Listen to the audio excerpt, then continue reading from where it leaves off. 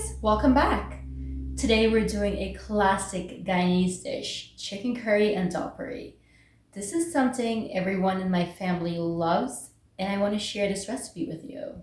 For chicken curry, I have about one 6-pound chicken clean and cut. And over here, I have our spice mixture for our curry. This is 2 tablespoons of Garam Masala, 2 tablespoons of curry powder, 1 tablespoon of ground cumin, and 1 teaspoon each of turmeric, black pepper, and ground cinnamon.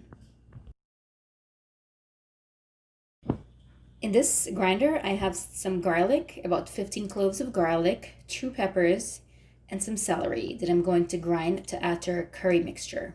Okay, so in this pan, I have 1.5 onions that I've been cooking for about 2 minutes now. To that, we'll add our spice mixture.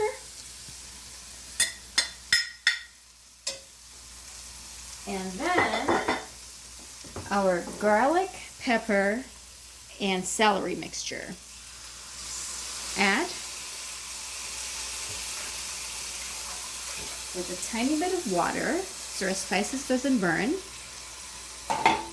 And stir to combine. And you want this mixture to cook for about anywhere between 5 and 10 minutes until everything is fried. After about 10 minutes, this is what our curry mixture looks like. Next, we'll add our chicken and potato mixture and stir it to combine.